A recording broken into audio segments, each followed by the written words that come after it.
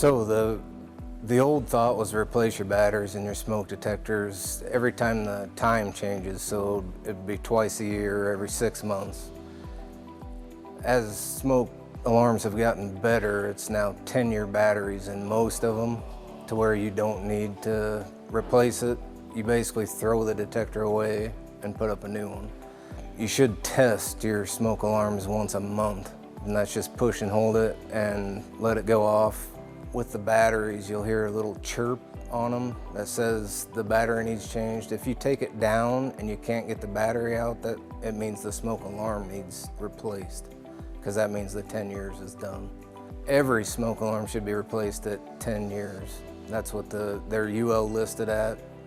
The batteries are different, whether it's lithium ion or a standard battery. But the lithium ion will go 10 years for the battery. The other batteries are every 6 months you should replace them.